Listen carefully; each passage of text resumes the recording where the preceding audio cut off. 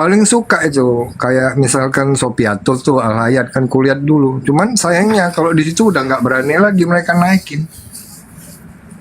Jadi memang ada fenomena Oten itu rame itu subuh dengan menjelang sholat Jumat, Pak. Itu ya iblisnya pada Di saat muslim pada istirahat. Iya. Jadi mereka ini ngatur strategi. Tunggu mereka jam-jam sholat apa gitu kan. Nah, terutama jam sholat Jumat sama subuh. Ya, Itu gentayangan seperti kayak kuntilanak itu semua.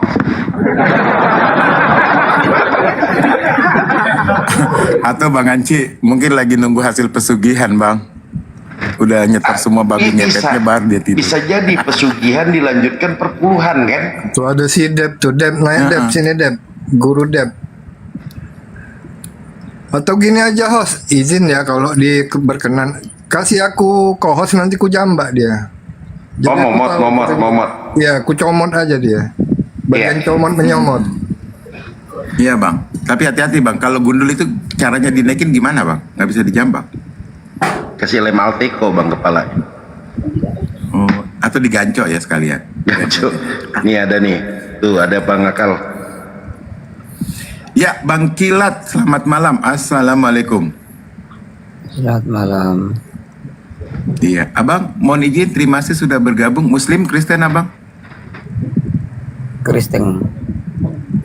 Kristen. Baik, silakan. Abang mau menanggapi judul atau mau bertanya? Ada Gurunda Bang Zuma, ada Gurunda Ardiansa, ada Gurunda Cilukba, Bang Anci, saya sendiri Akal Sehat dan Bangkai Panitia Seksi Perlengkapan Ambulans. Silakan, Bang. Aku mau tanya Suma. Lagi sholat dia, ada Aki Ardian saja dulu. Oh, sholat ini jam berapa deh sholat? Waktu Makassar ini, Bang, jam 7. Oh, kalau di sini udah lewat. Abang di mana? NTT udah lewat kita.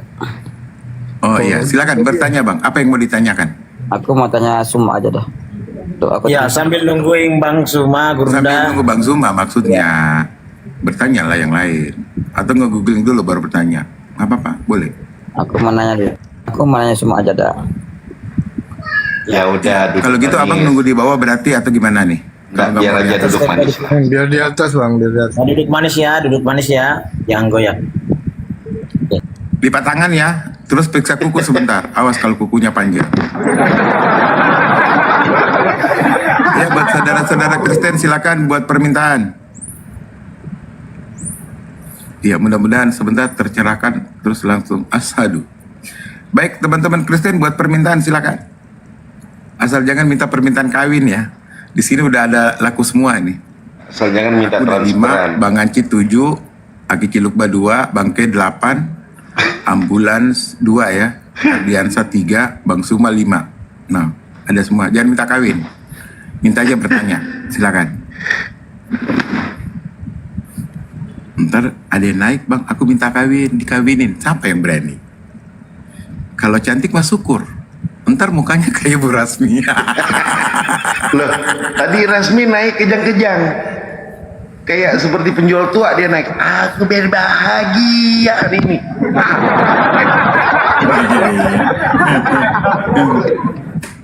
Iya. Salam tidak Tapi- langsung. Ya, ada Bang Arfan. Bang Arfan, assalamualaikum, selamat malam, Bang. Ya, selamat malam. Assalamualaikum.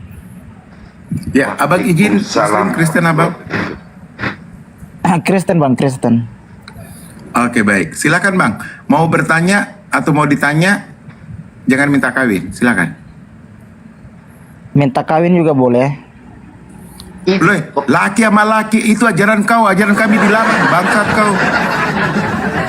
Apa laki-laki minta kawin di sini? Tuh, kok langsung Sudah. kesurupan? Enggak, bercanda. Silakan, Bang. Silakan. Kok langsung kesurupan nih? Oke, Bang. Kaget Sama aja, mau Bang. bertanya, Bang. Oke. Iya, silakan. Iya. Mau nanya tentang... Terima kasih ya, jawabanmu luar biasa. Silakan Bagus dijawab, sekali, saudara-saudara Muslim. bagus. Bagus sekali pertanyaannya. Silakan dijawab.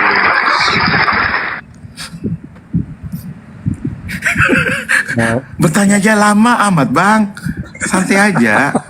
Di sini kita nggak bisa macem-macem loh, ada gurunda kami. Jadi abang ngomong apapun kami nggak berani macem-macem sama abang, gitu loh. Nanti kalau gurunda sudah pada tidak ada, baru kita ribut, gitu bang. Silakan bang. Oh. Oke. Iya, gimana mau bertanya, sinyal merah? Berbicara udah dipotong-potong. Silakan abang, silakan. Yang tadi yang tidak suka Oke. cara saya Iya, Bang, bertahu udah kalau pergi sehat ya? saya mau bertanya nih. Pergi. Ya Gurunda. Ya. Tidak ada yang tadi yang tidak suka ketika aku tertawa. Tidak ada. Turun dia. Dikick sama Bang Anci. Ada Bang Suma ini, ada yang mau nanya sama Bang Suma. Sebentar, Arfan Apa sebentar. itu? Nomor Kilat, sepatu? silakan Kilat. Aki. Nomor sepatu saya Nomor satu, 48 bang. Nah, ini ada Aki. Namanya Kilat. Kilat, silakan Kilat. Selamat malam Suma. Malam kilat. Aku mau nanya nih, boleh nggak? Ya silakan. Oke. Saya turun dulu, ntar baru saya naik. Signal saya kurang bagus ini. Ya turun dulu bang, habis itu naik lagi. Ya udah bagus itu. Ya, Arfan. Udah bagus. Ya, silakan. Aku setelah melihat atau membaca di dalam Al-Quran, di sana aku menemukan keganjilan di dalam Al-Quran, di mana yang pertama itu Muhammad ragu tentang Al-Quran. Kedua, mengapa sampai Muhammad harus ragu tentang Al-Qurannya? Karena saya temui lagi di dalam An-Nisa 142, ternyata di situ aula penipu. Nah, aku gabungkan kedua ayat ini, ternyata Muhammad ragu tentang Al-Quran akibat karena aula penipu. Itu gimana tuh, kenapa sampai aula jadi penipu? Begitu ya. Oke. Jadi gini, baginda Rasulullah Muhammad Sallallahu Alaihi Wasallam itu sebelumnya tidak pernah bergaul dengan Nabi, tidak pernah membaca tentang Nabi Ibrahim, tentang Nabi Musa, tentang Nabi Isa, tentang Taurat, tentang Zabur, Mazmur, Injil. Rasulullah Sallallahu Alaihi Wasallam kemudian itu tidak tahu. Dan Rasulullah Muhammad Sallallahu Alaihi Wasallam juga tidak paham apa itu mukjizat. Nah, sehingga ketika datang kepadanya pemberitaan tentang masa-masa yang lalu, kejadian peristiwa masa yang lalu, beliau kemudian ragu. Diterangkan di dalam Al-Quran surah Yunus ayat 94. Kalau engkau ragu terhadap apa yang kami wahyukan kepadamu, maka tanyakanlah kepada orang-orang yang membaca kitab sebelum kamu. Kenapa dia ragu? Karena memang dia tidak ngerti. Dia buta tentang Taurat, buta tentang kitab-kitab terdahulu. Dia tidak pernah melakukan penyelidikan, lalu menyusun berita-berita, lalu lahirlah Al-Quran. Enggak pernah. Justru ini membuktikan bahwa dia benar-benar murni Nabi, utusan Tuhan. Karena yang datang kepadanya pun dia ragu pada saat itu. Nah, keraguannya ini kemudian tidak sampai membatalkan keyakinannya. Kenapa? Karena beliau tidak pernah sekalipun bertanya kepada orang-orang Yahudi, tidak pernah bertanya kepada orang-orang Nasrani. Jadi Rasulullah tidak pernah kemudian bertanya kepada orang Yahudi dan Nasrani, menandakan bahwa beliau itu yakin. Kan pertanyaannya, jikalau engkau ragu. Nah, sayangnya Nabi Muhammad Sallallahu Alaihi Wasallam tidak ragu. Itu dalilnya tuh. Jadi andai saja engkau ragu, kata Allah, maka bertanyalah kepada orang-orang yang sudah diberikan kitab terdahulu kepadamu. Tapi Rasulullah tidak pernah ragu. Itu yang pertama. Kemudian Allah dikatakan penipu.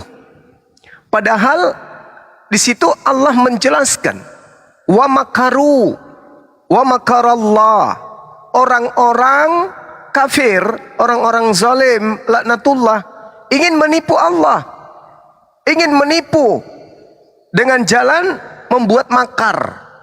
Tetapi makar mereka kemudian dibatalkan oleh Allah dan justru dibalas tipuan mereka dengan pembalasan yang jauh lebih hebat daripada tipuannya. Itu yang diterangkan di dalam Al-Quran. Jadi Allah itu tidak menipu ketika Allah mengatakan akulah pencipta alam semesta. Dia buktikan, dia menciptakan. Akulah yang maha pengasih, dia buktikan, dia kasih kepada siapapun. Mau dia disembah ataupun tidak disembah, dia tetap memberi kepada siapapun. Selama dia adalah makhluknya, ciptaannya. Jadi Allah tidak maha menipu. Itu bukan begitu maksudnya ayat itu. Orang-orang kafir menipu, tapi Allah kemudian membalas tipuan mereka. Nah, sama seperti orang yang ingin mencelakai seseorang, tetapi orang yang ingin mencelakai ini justru mereka yang mendapat imbalan daripada apa yang mereka lakukan. Itu maksudnya. Allah balas menipu ya. Gua salah dengar atau gimana? Sebentar, Mindset, sebentar. Kita selesaikan dulu sikilan. Sebentar, Mindset ya. Oh iya. Soalnya salah dengar. Allah membalas tipu daya. Itu Berarti jelas itu. Allah Wa makaru wa makarallah wallahu khairul makirin. Sama seperti orang-orang jahat dibalas dengan neraka. Neraka itu jahat. Apa yang salah dengan itu? Neraka itu jahat. Orang yang berbuat jahat maka dibalas dengan kejahatan. Emang salah? Neraka itu jahat. Neraka itu kejahatan itu. Kenapa kejahatan? Orang dikuliti, orang dicabut giginya, kemudian dalam keadaan hidup, dibakar dalam keadaan hidup. Itu kejahatan itu. Itu kejahatan. Tetapi karena Allah itu maha berkehendak, ya Allah melakukan apa saja. Namanya dia yang penguasa. Orang yang menipu dibalas, orang yang mencuri dibalas. Allah itu maha pembalas segala tipu daya. Itu maksudnya. Neraka itu apa rupanya? Neraka itu kebaikan? Bukan, neraka itu adalah kejahatan yang luar biasa yang disiapkan oleh pencipta alam semesta bagi orang-orang jahat. Anda menipu, lalu Anda dibalas tipuan Anda. Apa yang salah? Anda mencuri, Anda dibalas dengan penjara. Apa yang salah? Yang salah itu kalau orang tidak menipu, lalu ditipu. Itu yang salah. Atau penipu yang kemudian diselamatkan atau diampuni. Penipu kemudian ditebus sama orang yang benar. Itu yang salah. Tapi kalau penipu dibalas tipu dayanya dengan balasan makar yang lebih hebat, itu tidak masalah. Orang yang ngedar narkoba, ada balasannya enggak? Pembalasannya jauh lebih hebat daripada narkoba. Betul? Betul. Gak ada masalah di situ. Nah, yang nyata menipu itu, contoh Yohanes 13. Yohanes 3 nomor 13. Tidak ada orang yang naik ke surga selain daripada Yesus. Itu penipu itu.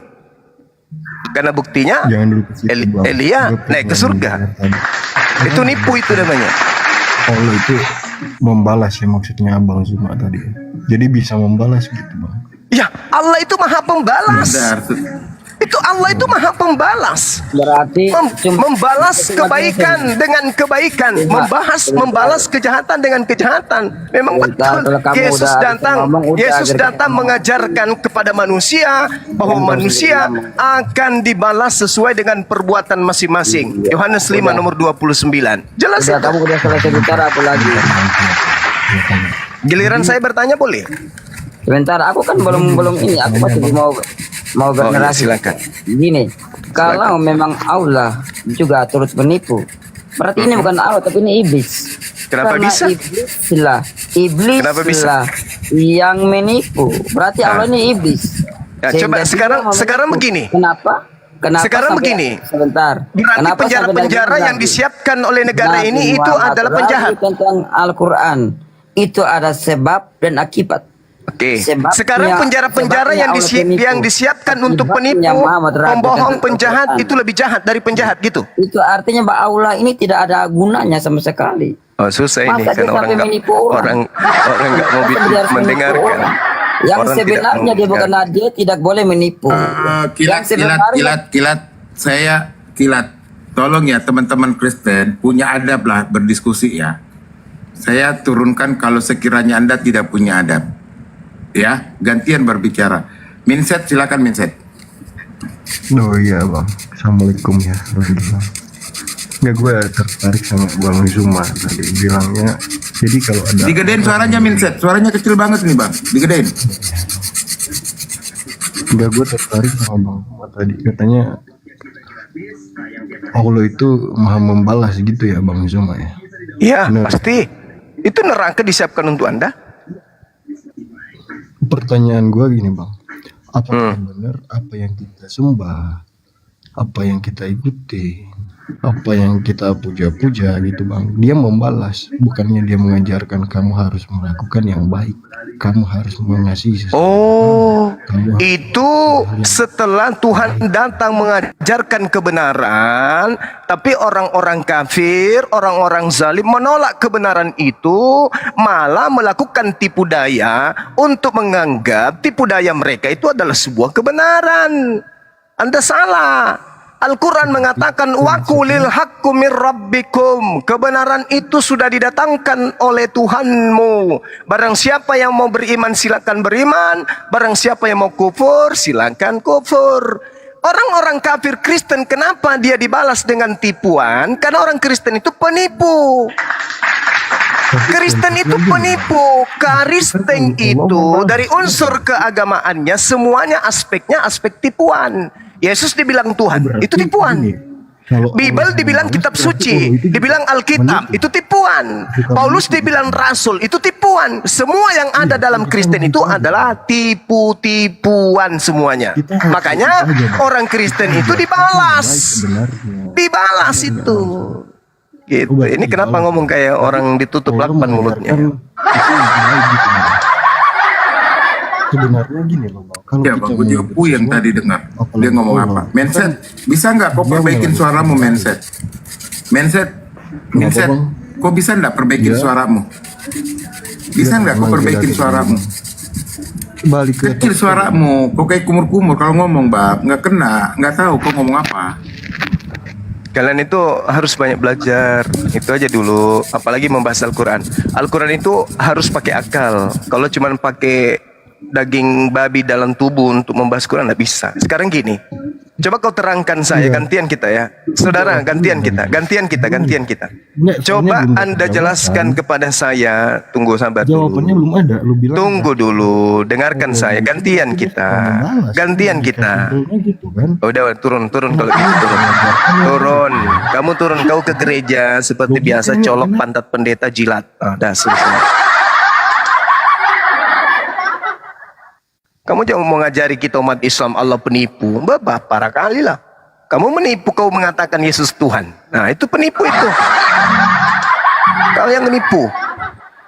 Kau yang pembohong. Kau baca coba di dalam Yehezkiel 14:9. Coba.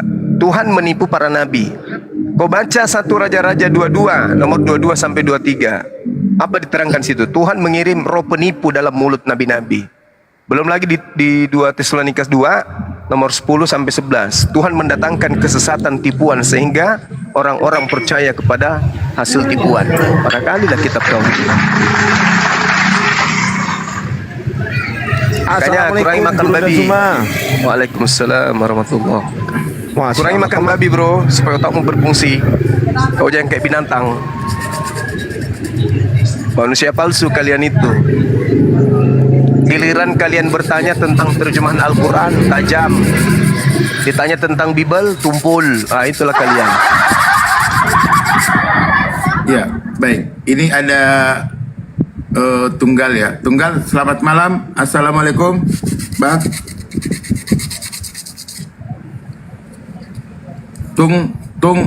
Kalau mau diskusi habis bertanya, jawab. Ada sanggahan silakan. Waalaikumsalam Lagi balik tanya. wabarakatuh. Waalaikumsalam. Ya, baik. Karena umat Islam itu bertanya bukan untuk mau mengetahui. Karena umat Islam sudah tahu. Kita hanya ingin tanggapan aja. Apa tanggapannya orang ini ketika dia lihat dalam Bible-nya sendiri. Di situ Tuhannya melakukan tipu daya. Apa tanggapannya? Itu ajanya. Begitu, brother.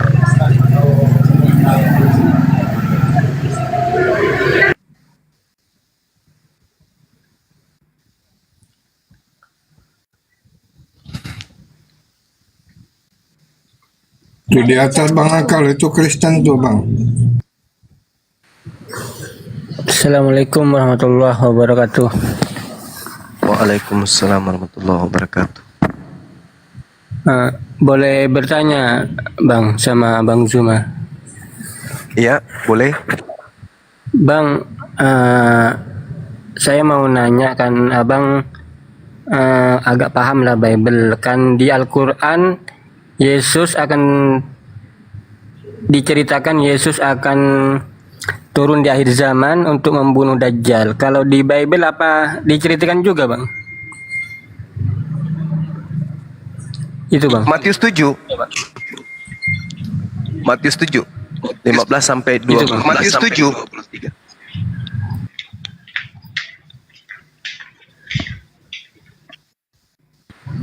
Kalau di Bible itu tugasnya yang untuk kedua kalinya itu apa Bang? Itu dia tadi. Matius 7 Apakah 15 sama? sampai Apakah Matius sama 7. seperti yang di dalam Al-Quran itu tugasnya Bang? Mengusir orang-orang yang mempertuhankan dirinya artinya mematahkan salib kan? Mematahkan konsep salib. Ternyata apa yang mereka imani selama ini itu keliru. Itu buktinya. Matius 7 nomor 15 sampai 23. Bukan maksudnya Nabi Isa datang ke gereja-gereja mematahkan kayu salib. Enggak. Maksudnya itu mematahkan salib adalah mematahkan konsep kepercayaan mereka. Nah itulah yang terjadi dalam Matius 7 15 nomor 23 sampai 23. Dia menjadi hakim bagi mereka yang mempertuhankan dirinya. Yohanes 8:48. 48. Yohanes 12:48.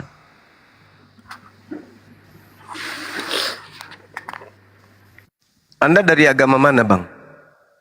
Ketua Dari Islam Bang. ya. Oh, Islam. Kita nggak boleh mempersamakan Al-Quran dengan surat kabar, Bang. Oh iya.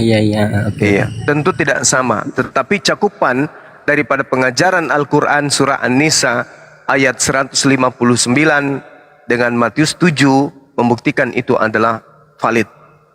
Baik menurut Al-Quran maupun dari kitabnya sendiri. Bahwa Nabi Isa datang untuk mematahkan keyakinan manusia-manusia cupu tak berakal untuk kemudian masuk ke dalam api neraka jahanam. Itu, Bung.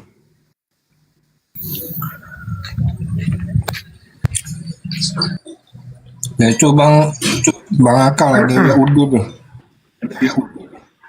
Selamat malam saudara. Halo Bang Zuma. Iya. Malam. Selamat malam saudara. Malam. Oke. Boleh saya bertanya, Bro? Bang Zuma, boleh saya bertanya? Iya, tapi kamu juga siap ditanya ya. Jangan cuma nanya Iya, doang. boleh. Abang bisa bertanya, Oke, tapi siap, selanjutnya ditanya. Apapun, oke, Oke, saya siap. siap ditanya nggak apa-apa. Oke. Saya siap. Silakan. Lanjut. Tapi saya bertanya dulu ya. Gini Bang Zuma. Sebenarnya tadi siang mengikuti sedikit narasi Bang Zuma tentang nubuatan Nabi saudara di dalam Bible katanya tadi. Yes. Oke. Betul. Oke, betul ya. Sebenarnya Yes. tadi saya mau naik. Sebenarnya Mau naik tadi cuap-cuap gitu. Cuman situasinya kan tidak mendukung, jadi saya di luar. Jadi udahlah nanti kalau pulang baru nanti. Ya, tadi saya membahas tentang Yesaya 29. Ya, Yesaya 29. 12. Jadi di sana Anda menanyakan tentang itu kan judul perikopnya itu adalah bangsa yang buta, dan ternyata siapa sih orang ketika disuruh memberikan kepada orang itu bacalah ini, maka dia mengatakan bahwa aku tidak bisa membacanya. Maka Ya, itu dari siapa situ itu, Bang? Anda menanyakan bahwa Itu siapa yang menggenapi? Oke, kalau masalah kalau Anda nanya siapa orang itu, nanti saya tidak bisa bertanya lagi kan. Sebenarnya udah jelas sih sebenarnya di situ itu adalah bangsa yang buta. Itu merujuk kepada bangsa Israel, di mana mereka itu hanya menyembah Tuhan dengan bibir, tapi hati mereka jauh. Artinya bahwa hati mereka terbuta. Itu udah jelas di ayat Itu ayat seorang di selanjutnya situ. tuh, bro. Seorang. Udah jelas. bro. Seorang. Tapi Berarti nanti ya kalau nanti seorang kalau itu berarti satu orang. Anda ngerti seorang nggak?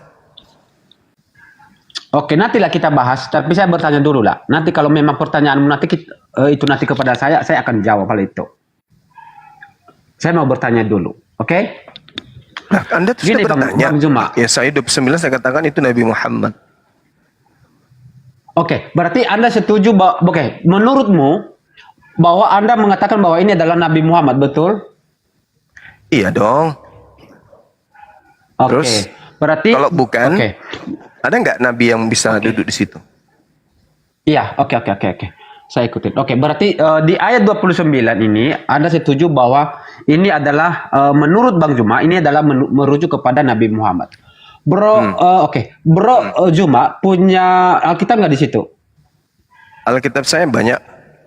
Mau tahun Oke, berapa? Tolong buka bro. Siapakah orang buta itu?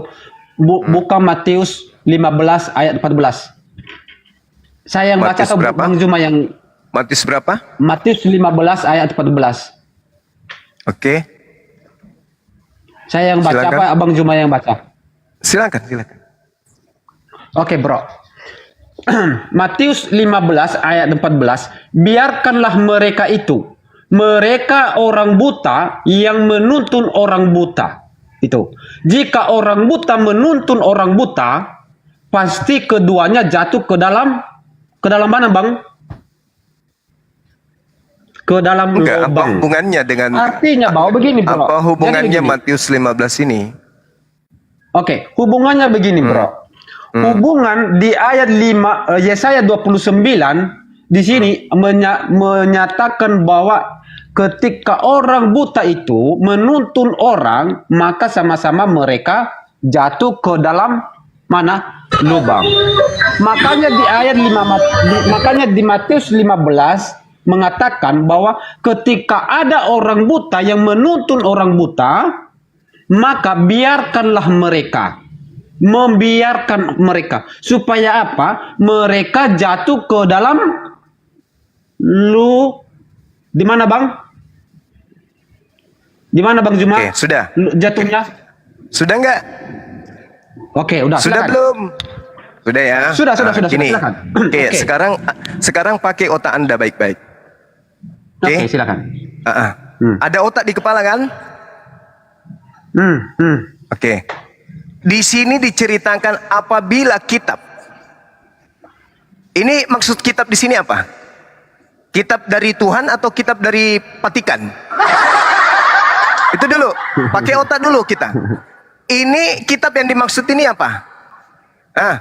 Kitab Paulus atau apa? Ayo. Baru Anda comot-comot Matius 15:14 Anda dudukkan di situ. Yang ada di dalam Matius 15 ini yang dimaksud di sini adalah Paulus dan kawan-kawan. Biarkanlah mereka itu, mereka orang buta yang menuntun orang buta. Sekarang Anda ibadah minggu itu dari mana? Tolong tunjukkan ilmunya dari kitab mana ibadah minggu itu. Saya hitung sampai 10. 1,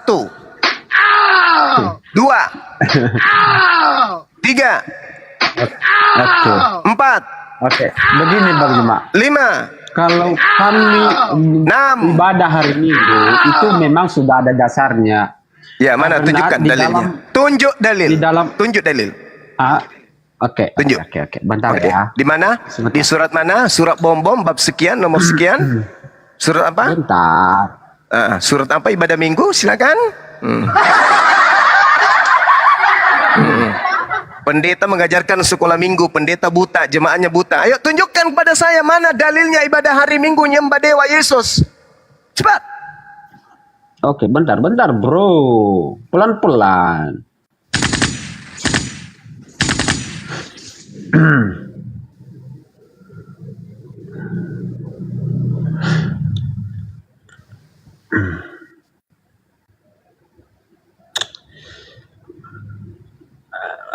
Di Korintus berapa ya? Bentar.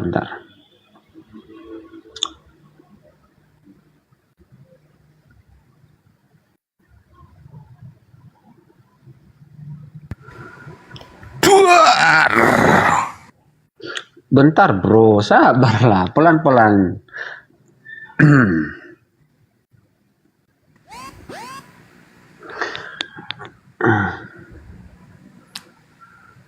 Udah waktunya istirahat malam nih. Tidur dulu ya. Sabar bro, sabar aja lah. Gurunda udah tidur itu. Shh, jangan keras-keras. Gurunda udah tidur. Sabar. Saking Karena lama. sabar bang.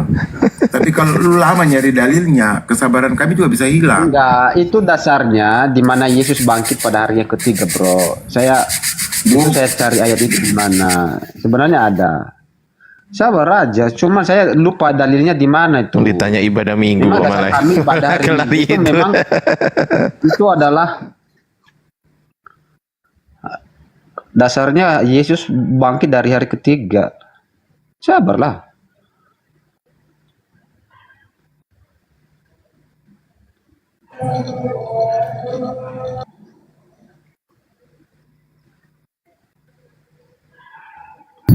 Pulang ya kalau udah mau masuk di ambulan ya. 753. Kalau kau mau cari kebangkitan Yesus, baca di Matius 27 ayat 53. Susah kali kau nyari-nyarinya. Berarti konteksnya nyembah orang bangkit dari kubur ini. Saya pengen mau kebangkitan Yesus di hari ketiga.